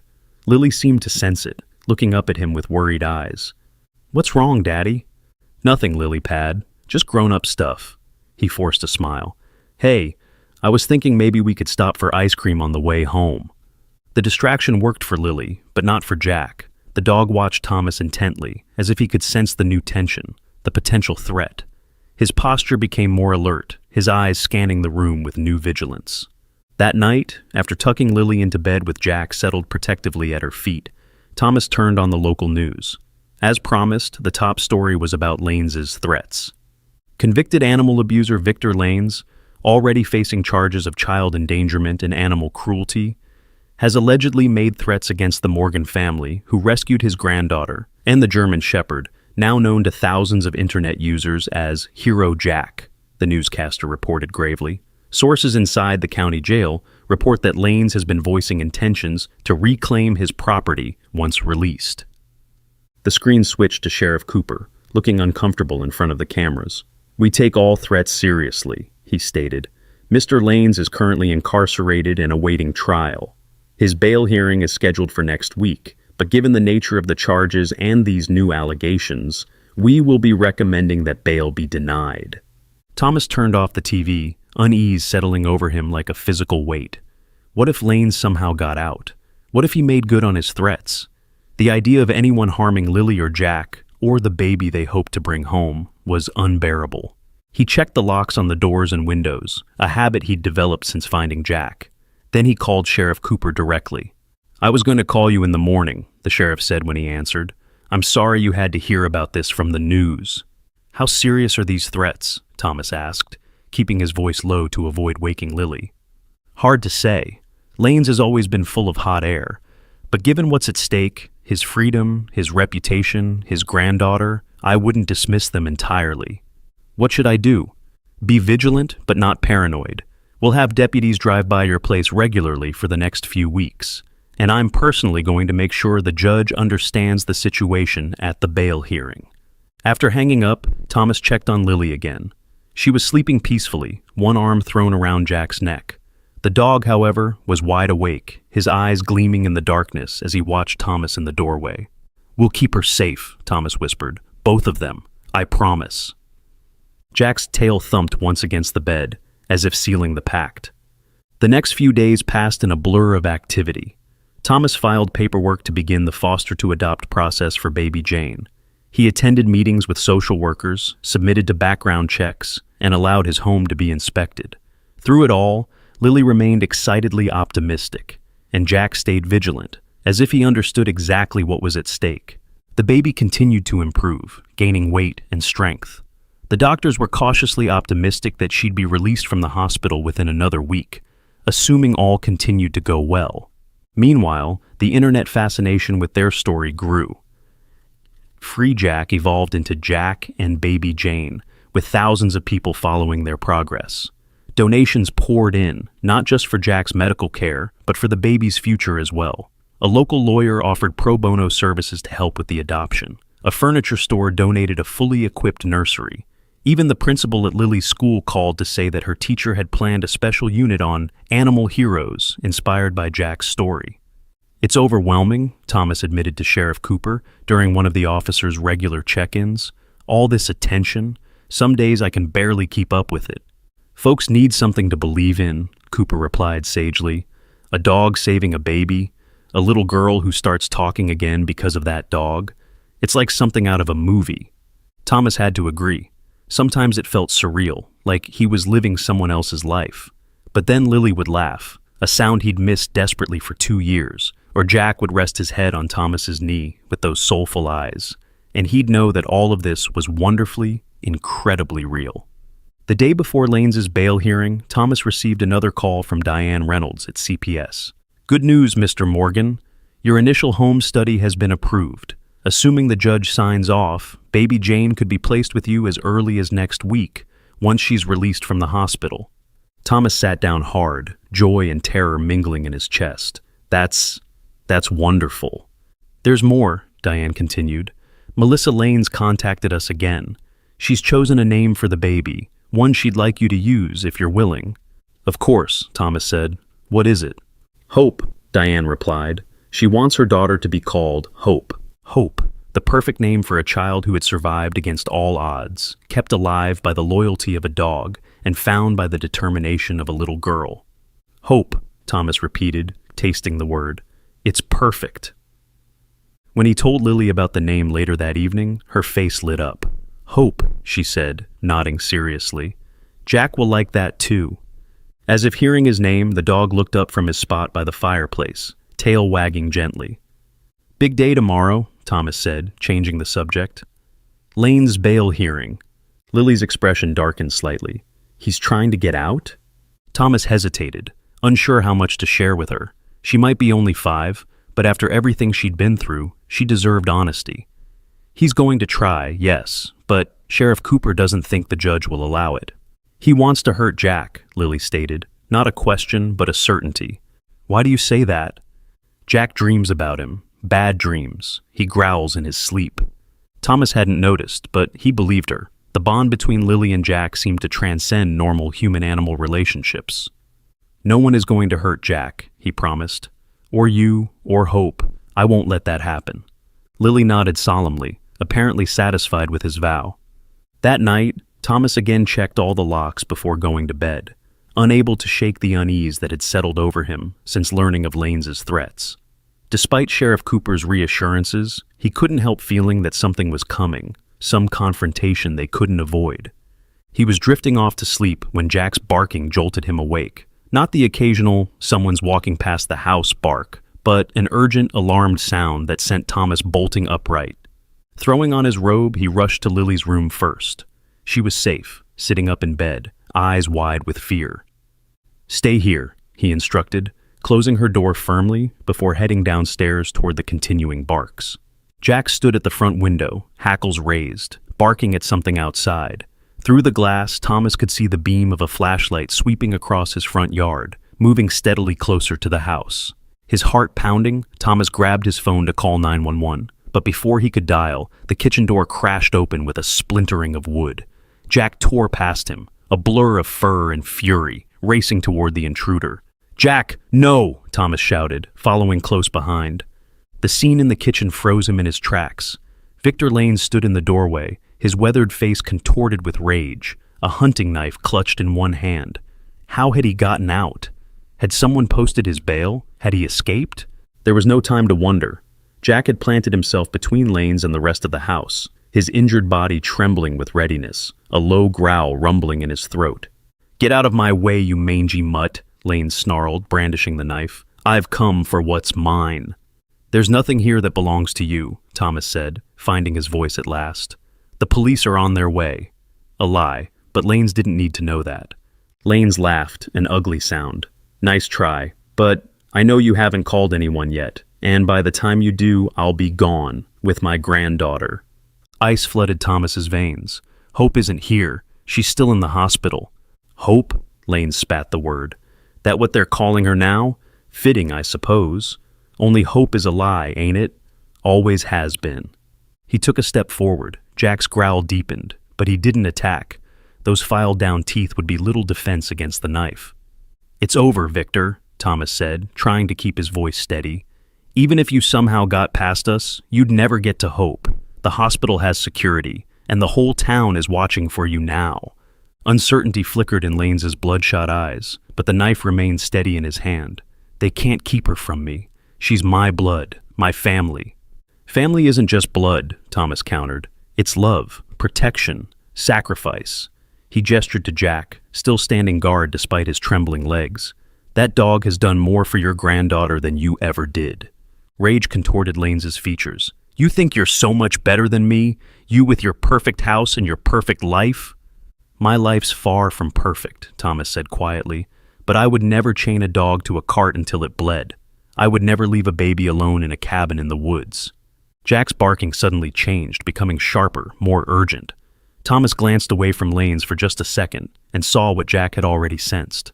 Lily stood on the bottom stair, her small face pale with fear but determined. In her hands, she clutched Thomas's phone. "I called Sheriff Cooper," she announced, her voice surprisingly steady. "He's coming right now with his gun." Lanes's gaze darted to Lily, then to the window, as if expecting to see police lights already. His grip on the knife wavered. In that moment of distraction, Jack moved. Not attacking, not with those damaged teeth, but positioning himself directly in front of Lily, a living shield. The tableau held for 1 heartbeat, 2. Thomas could almost see the calculations running through Lanes's mind. Even if he somehow got past Jack, even if he somehow subdued Thomas, he'd never make it to the hospital and get to Hope before the police caught him. "It's over, Victor," Thomas repeated. "Put down the knife. Don't make this worse than it already is." For a terrible moment, Thomas thought Lanes might charge anyway, might choose violence out of pure spite, but then the knife clattered to the floor, and the old man's shoulders sagged in defeat. "She's all I got left," he muttered, so quietly Thomas almost missed it. All that's left of my Melissa, my grandbaby. Despite everything, Thomas felt a flicker of pity for the broken man before him. She deserves better than what you gave her. Lanes didn't argue. He just stood there, suddenly looking every one of his 60-plus years, the fight draining out of him like air from a punctured balloon. The wail of approaching sirens filled the night, growing steadily louder. Lily moved cautiously down the last step, her hand coming to rest on Jack's head. "You won't hurt him anymore," she said to Lanes, her voice childlike but firm. "You won't hurt anyone." Lanes looked at her, then at Jack, something like recognition flickering in his rheumy eyes. "That dog," he said slowly. "He always knew, didn't he? Always trying to tell someone about the baby. Smarter than most people I know." Before Thomas could respond, the front yard flooded with the red and blue lights of multiple police cars. Sheriff Cooper's voice boomed through a loudspeaker, ordering Lanes to come out with his hands up.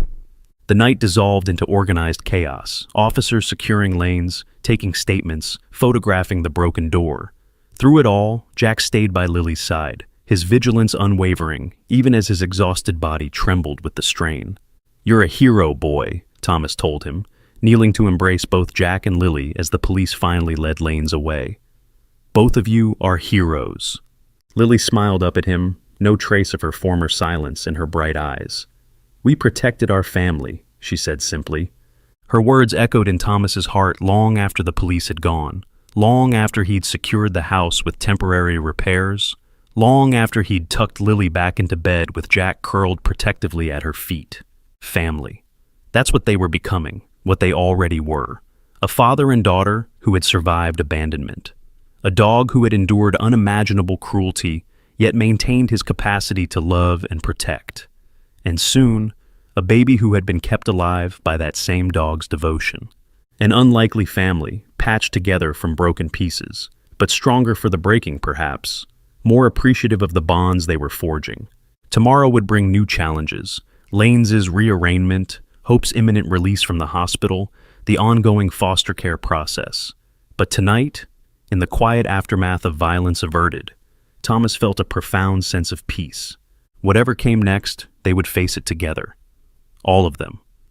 3 months later, the Morgan household buzzed with activity. The living room, once sparse and utilitarian, now overflowed with baby toys, colorful blankets, and the constant, reassuring presence of Jack, who had appointed himself Hope's personal guardian. "I swear that dog doesn't sleep," Thomas commented to Doc Wilson, who had stopped by to check on Jack's progress. "Every time Hope makes even the tiniest sound, he's right there, checking on her." The elderly vet smiled, watching as Jack positioned himself beside Hope's playmat, his body forming a protective barrier between the baby and the rest of the room. Old habits die hard. He spent months being her only caretaker. That kind of bond doesn't just disappear. Hope, now a healthy 7-month-old with chubby cheeks and bright, curious eyes, reached for Jack's tail with delight. The dog allowed this liberty with patient dignity, his gaze softening whenever the baby touched him. "His recovery has been remarkable," Doc Wilson continued, examining Jack's once mangled paws. "The limp is barely noticeable now, and his weight is perfect. You'd hardly know what he went through." Thomas wasn't so sure about that. Sometimes, in the quiet moments of early morning or late evening, he'd catch Jack staring into the distance, a haunted look in those expressive eyes. The physical wounds had healed, yes, but some scars went deeper than skin. "Lily's been helping him," Thomas said, watching his daughter enter the room with a sippy cup of juice.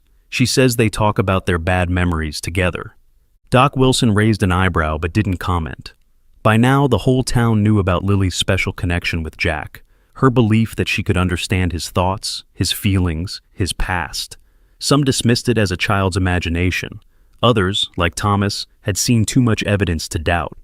"How's Victor doing?" Doc Wilson asked quietly, mindful of Lily nearby.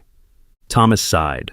Following his break-in attempt, Lanes had been denied bail and remanded to custody pending trial, but just before the proceedings were to begin, he'd suffered a massive stroke, collapsing in his cell. He now resided in the long-term care ward of the county hospital, partially paralyzed and unable to speak. "The same," Thomas replied. "The doctors don't expect much improvement." Despite everything Lanes had done, Thomas couldn't summon hatred for the broken old man. Anger, yes. Disgust at his actions, certainly. But mostly, he felt pity. Pity for someone who had twisted his pain into cruelty, who had lost everything that might have redeemed him. Melissa visits him occasionally, he added, referring to Lane's daughter, Hope's biological mother. She's doing better, 6 months clean now. She calls every Sunday to talk to Hope. The young woman had surprised them all with her determination to get well, to be part of her daughter's life even if she couldn't raise her. Weekly video calls had turned into monthly supervised visits. Thomas encouraged the relationship, believing that Hope deserved to know her roots, her history, the good parts at least. "And the adoption?" Doc Wilson asked. Thomas smiled. "Final hearing is next month. After that, Hope will legally be a Morgan." "Couldn't have happened to a better family," Doc Wilson said, packing up his medical bag. "You all saved each other in a way." Thomas couldn't argue with that assessment. They had saved each other. A broken man whose wife had abandoned him, a silent child trapped in grief, a dog subjected to unimaginable cruelty, and a baby left to die in a forgotten cabin. Somehow, improbably, they had formed a healing circle, each one's strength supporting another's weakness. After Doc Wilson left, Thomas sat on the floor beside Hope's playmat, watching as Lily showed the baby how to stack colorful plastic rings. Jack supervised this activity with attentive care, occasionally nudging a fallen ring back toward Hope's grasping fingers. "We're famous, you know," Thomas said lightly. "The local news called again yesterday. They want to do a follow-up story now that Hope's officially joining the family." Lily looked up, her expression thoughtful. "Because of Jack? Because he saved Hope?" "Partly," Thomas agreed, "but also because it's a good story, a happy ending. People need those." "It's not an ending," Lily corrected him with the straightforward wisdom of a child. "It's a beginning." Thomas smiled, reaching out to touch her hair. This daughter who had found her voice again, who had transformed from a silent ghost to a confident, caring child. "You're right, Lily Pad.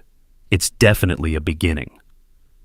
Jack's ears perked up suddenly, his head swiveling toward the window. A moment later, the doorbell rang. "That's probably Mrs. Hendricks with those casseroles she promised," Thomas said, rising to answer it. But it wasn't their neighbor at the door. Instead, a professional-looking woman in her 30s stood on the porch, a camera crew behind her. "Mr. Morgan, I'm Rebecca Chen from National Morning News. We were hoping to get a few minutes of your time for our Heroes Among Us segment." Thomas blinked in surprise. National Morning News was the biggest morning show in the country, with millions of viewers. We weren't expecting you." Rebecca smiled apologetically. "I know this is unannounced, and I apologize for that, but our producer saw your story online and was deeply moved. The segment airs next week, and we'd love to include Jack in your family." Before Thomas could formulate a response, Lily appeared beside him, Jack at her heels as always. "You want to talk about Jack?" she asked, looking up at the reporter with clear, direct eyes. Rebecca crouched down to Lily's level, her smile genuine. "Yes, we do. Your dog is very special. The whole country wants to hear his story. And yours." Lily considered this seriously, one hand resting on Jack's head. "He wasn't always our dog," she said finally. "He was sad and hurt. But now he's happy. We're all happy." Something in the simple truth of her words seemed to touch the reporter. "That's exactly the kind of story we want to tell," she said softly. "Would that be okay with you?" Lily looked up at Thomas questioningly. He hesitated. The attention their story had already received was overwhelming at times. Did they really want to invite more? But then he thought about what their experience might mean to others, to children feeling lost and silent, to abandoned animals, to broken families looking for hope. "You can come in," he decided, "but I have a few conditions." 20 minutes later, the living room had been transformed into an impromptu television studio. Lights were set up, microphones positioned, camera angles tested. Through it all, Jack remained calm but vigilant, always positioning himself between the strangers and his family, especially Hope. "He's still protective," Rebecca observed as she prepared her notes for the interview. "Always will be," Thomas replied. "It's who he is." The interview began simply enough, with Rebecca asking Thomas to recount how they'd found Jack, the discovery of Hope, and the dramatic confrontation with Lanes. Thomas kept his answers honest but measured, conscious of Lily listening nearby. Then Rebecca turned to Lily directly. And you, young lady, I understand you weren't speaking much before Jack came into your life. Can you tell me about that? Lily, sitting with remarkable poise for a 5-year-old, nodded.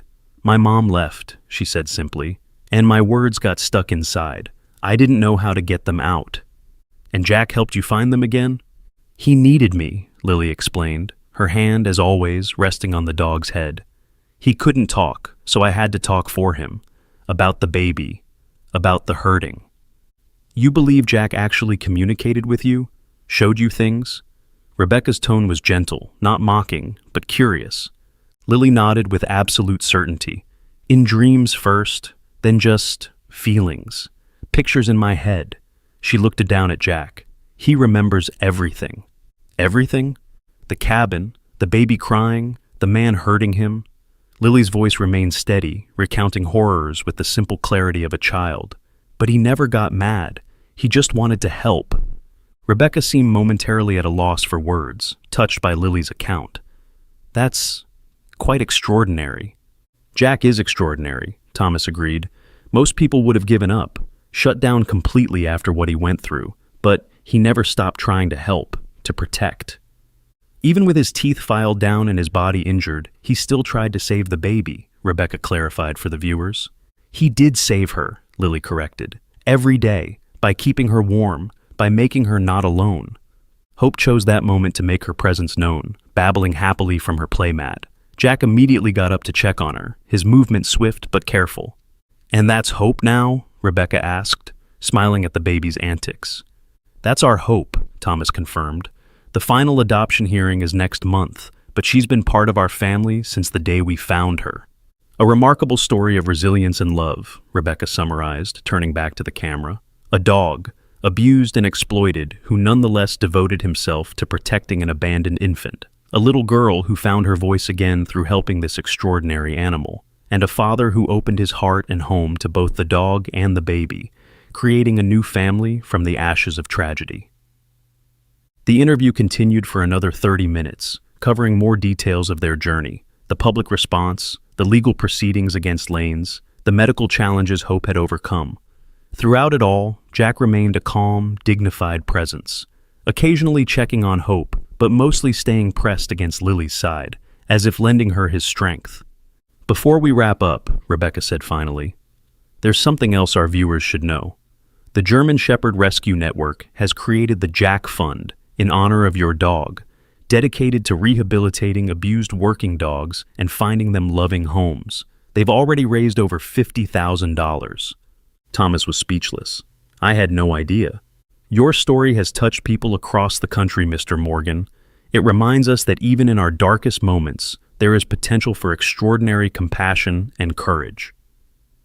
After the camera crew packed up and left, promising that the segment would air the following Tuesday, Thomas sat on the porch swing with Lily beside him and Jack at their feet. Hope napped peacefully inside, monitored by the baby monitor clipped to Thomas's belt. That was something, wasn't it? He said, still processing the surreal experience of having their story broadcast to the nation. Lily nodded, uncharacteristically quiet now that the excitement had passed. You okay, Lily Pad? She looked up at him, her green eyes serious. Jack has a brother. Thomas startled. What do you mean? In the dreams, the sad memories, there was another dog, smaller, brown spots. They grew up together until the bad man took Jack away. Thomas felt a chill despite the warm afternoon. This was new information, something no one had ever mentioned. Jack had a brother, another dog that Lanes owned? Lily nodded solemnly. Jack misses him, worries about him. Thomas studied his daughter's face, torn between dismissing this as imagination and acknowledging the uncanny accuracy of her previous messages from Jack. Did Jack tell you where this other dog might be? With the lady who smells like flowers, near water. It wasn't much to go on, but Thomas had learned not to discount Lily's insights. I'll talk to Sheriff Cooper tomorrow, he promised. See if he knows anything about another dog that Lanes might have had. Lily smiled, satisfied with his response, and leaned against his side. Jack sighed contentedly at their feet, his eyes closing in the warm afternoon sun. Later that night, after both Lily and Hope were asleep, Thomas sat at the kitchen table with his laptop open, searching for any mention of a second dog in Lanes's possession. He found nothing in the news articles about their case, nothing in the public records he could access. As he was about to give up for the night, an email notification popped up on his screen. It was from Rebecca Chen, the reporter who had interviewed them earlier. "Mr. Morgan," it read, "in reviewing some of our B-roll footage from today, our editor noticed something interesting in one of the background shots of your daughter's drawings on the refrigerator. It appears to show 2 dogs, not just one. Given your amazing story, I wondered if there might be more to tell. If you're comfortable sharing, I'd love to hear about it." Thomas moved to the refrigerator, where Lily's artwork was displayed. Among the colorful drawings was one he hadn't paid much attention to, a picture of Jack, recognizable by his German Shepherd coloring, standing beside a smaller dog with brown spots. Between them was a crude representation of Hope in her blanket. "Jack's brother," Thomas whispered, a mix of awe and uncertainty washing over him. How had Lily known? And more importantly, was there really another dog out there somewhere, one that had been important to Jack? He picked up his phone and called Sheriff Cooper, despite the late hour. "Thomas, everything okay?" The sheriff's voice was alert despite being woken up. "I'm not sure," Thomas replied honestly. "This might sound crazy, but did Lanes ever mention having another dog? Besides Jack, I mean. A smaller one with brown spots?" A long pause followed. "That's an odd question at midnight. Any particular reason you're asking?" Thomas explained about Lily's drawing, her claim that Jack had a brother he was separated from. To his surprise, Cooper didn't dismiss the inquiry outright. "Now that you mention it, I remember something from the initial investigation after we arrested Lanes. One of the neighbors mentioned that he used to have 2 dogs, but hadn't seen the smaller one in months. We assumed it had died or run off." Hope stirred over the baby monitor, and Thomas instinctively looked toward the stairs, knowing Jack would already be alert, checking on her. "The neighbor's name was Florence Gardner," Cooper continued.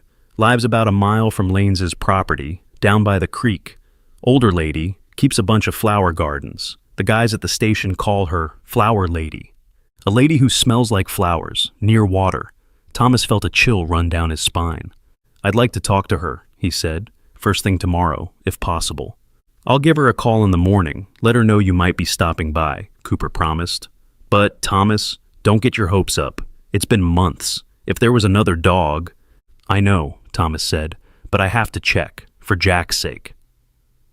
The next morning dawned clear and bright, a perfect spring day.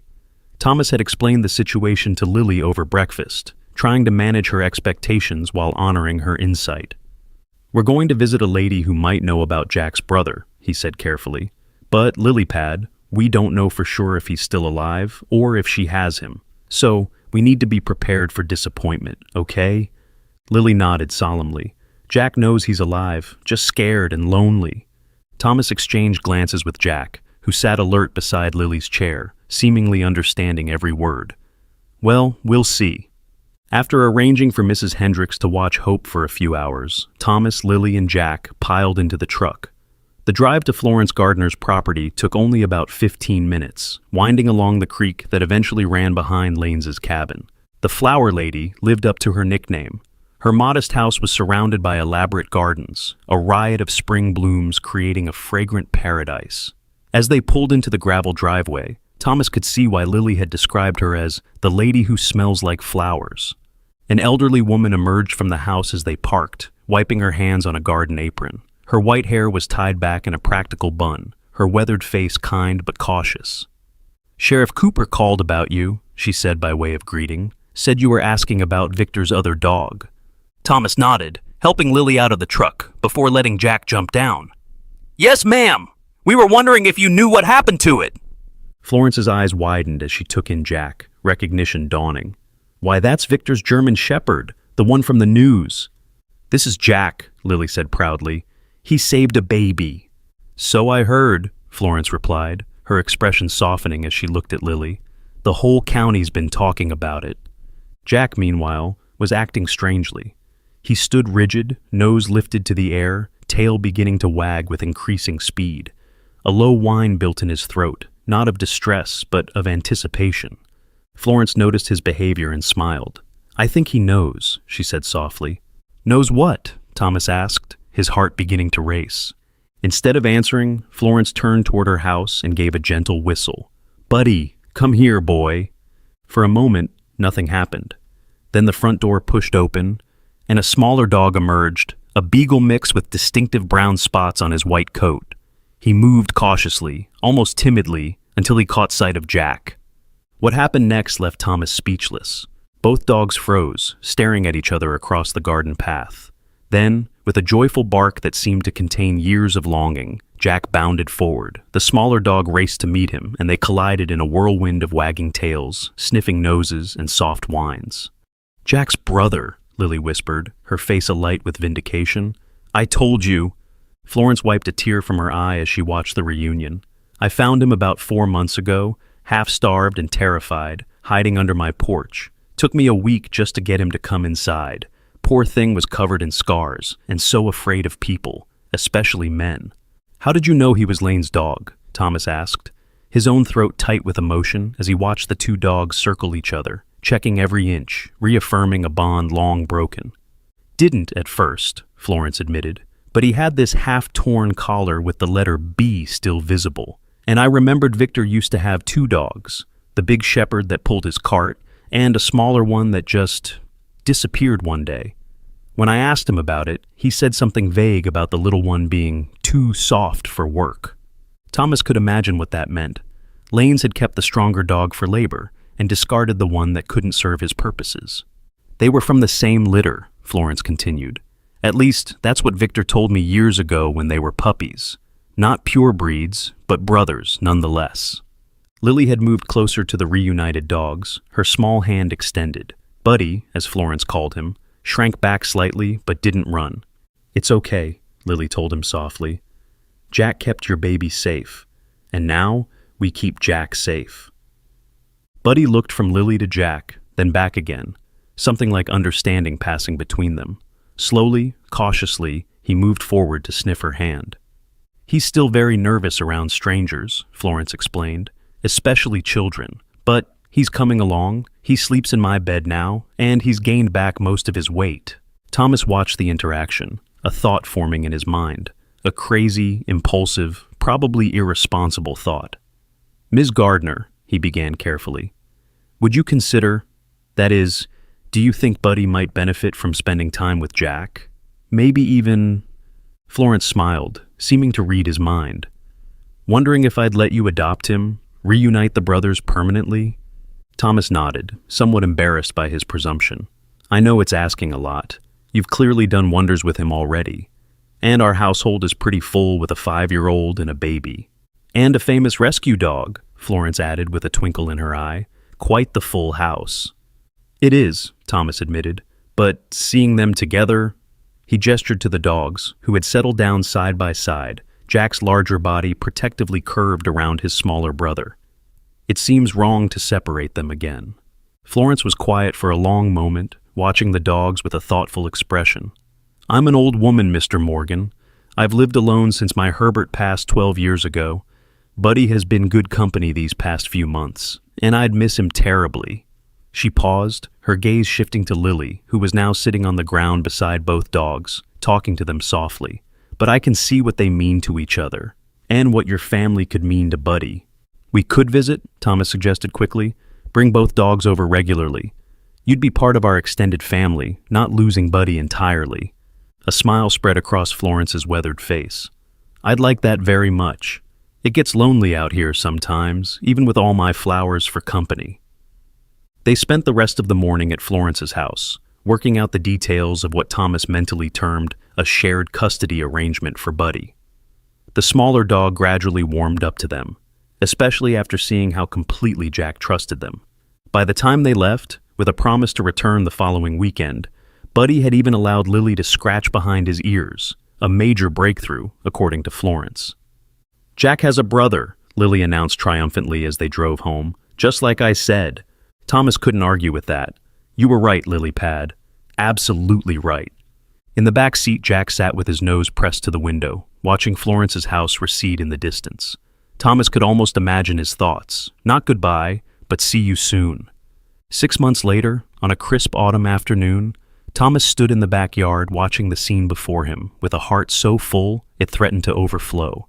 Lily, now 6 and in first grade, was teaching Hope to throw a ball, the baby's chubby hands releasing it with more enthusiasm than accuracy. Jack and Buddy raced after each wild throw, the smaller dog having overcome much of his former fear in the months since joining their family. Florence sat in a lawn chair nearby, her knitting needles clicking steadily as she worked on what would be Hope's winter hat. She had become a regular visitor, a grandmother figure for the children and a friend for Thomas, her wisdom and gentle humor a welcome addition to their lives.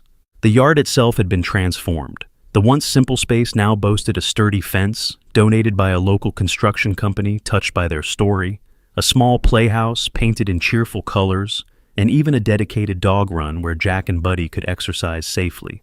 "Beautiful sight," Sheriff Cooper commented, joining Thomas by the grill, where hamburgers sizzled for their Sunday dinner. "Hard to believe it's only been a year since you found Jack." Thomas nodded, flipping a burger with practiced ease. "Sometimes it feels like he's always been part of our family, like we were just waiting for him to find us. And now look at you, 2 kids, 2 dogs, a surrogate grandmother, and more friends than you can count." Cooper gestured to the other guests scattered around the yard. Doc Wilson chatting with Nurse Jenkins, who had cared for Hope in the hospital, David Chen from the local news station, and his wife, several neighbors who had supported them through the difficult times. "It takes a village," Thomas said with a smile, "or in our case, a very determined dog and a little girl who refused to stay silent." "Speaking of determined," Cooper said, lowering his voice slightly, "I wanted to let you know that Melissa has completed her rehab program. She's got a job now, an apartment, still attending meetings every day." Thomas nodded, having kept in regular contact with Hope's biological mother. "She mentioned she might stop by later today, just for a little while, to see Hope." "And you're okay with that?" Cooper asked carefully. "More than okay," Thomas replied honestly. "Hope deserves to know where she came from, and Melissa deserves a chance to be part of her life, even if it's not as her primary caretaker." A shriek of delight drew their attention back to the yard, where Buddy had finally conquered his fear of the play tunnel and was racing through it to Lily's enthusiastic applause. Jack sat nearby, watching with what Thomas could only describe as brotherly pride. 2 brothers, separated by cruelty, reunited by love, Cooper mused. If someone wrote it as fiction, nobody would believe it. Thomas had to agree. Their story, from Jack's rescue to Hope's adoption, from Lily finding her voice to Buddy finding his courage, seemed too perfectly orchestrated to be real. And yet, here they were, living proof that sometimes the most broken pieces could form the most beautiful mosaic. Later that evening, after the guests had gone and Hope was tucked into her crib, Thomas sat on the porch swing with Lily between him and Florence, the 2 dogs sprawled contentedly at their feet. The night was clear, stars sprinkled across the velvet sky like diamonds. "Jack has happy dreams now," Lily announced suddenly, her head resting against Thomas's arm. "Does he?" Thomas asked, still fascinated by his daughter's conviction that she could read the dog's thoughts, his memories, his dreams. Lily nodded solemnly. "He dreams about all of us together, and about saving other dogs and babies." "That would be quite a job for one dog," Florence remarked with a gentle smile. "Not just Jack," Lily corrected. "All of us. We can all save somebody." Thomas looked down at his daughter, struck once again by the wisdom that sometimes emerged from her childish observations. She was right, of course. Each of them had saved another in some way. Jack had saved Hope and helped Lily find her voice. Lily had saved Jack from lanes and helped Buddy overcome his fear. Thomas had given them all a home, a family, and Hope, by her very existence, had given them all a renewed sense of purpose. Even Florence had played her part, tending to Buddy when he was lost and afraid, and now bringing her warmth and wisdom into their expanding circle. "You're a pretty smart kid, you know that?" Thomas said, dropping a kiss on Lily's head. She smiled up at him, that open, uninhibited smile that had once been lost behind years of silence. "Jack taught me," she said simply. "He says the smartest thing is to love, even when it's hard." Thomas glanced down at the German shepherd, his once broken body now strong and healthy, his eyes peaceful as he dozed beside his brother. What a journey they had all taken together, from chains and silence and abandonment to this moment of perfect contentment. "Jack's right," he said softly. "That's the smartest thing of all." The dogs, hearing their names, looked up in unison, tails thumping gently against the porch boards. In their eyes, one pair confident and wise, the other still occasionally haunted but increasingly trusting, Thomas saw the reflection of their extraordinary bond, the unspoken connection that had brought them all to this place, this moment. A family forged in hardship, strengthened by love, and bound together by the courage of a dog who had refused to give up hope, who had kept a baby alive, awakened a child's voice, and taught a man to believe in second chances. "What do you think our next adventure will be?" Lily asked sleepily, her eyes beginning to close as the evening's excitement caught up with her. Thomas smiled, drawing her closer. "I don't know, Lily Pad, but whatever it is, we'll face it together." Jack's tail thumped once more in agreement, a promise, a pledge, a reminder of the bond that would never be broken again. Together, all of them, always. The end. If this story touched your heart, please share it with someone who needs to be reminded of the power of hope, the healing nature of love, and the extraordinary bond between humans and animals. And don't forget to let us know in the comments where you're watching from.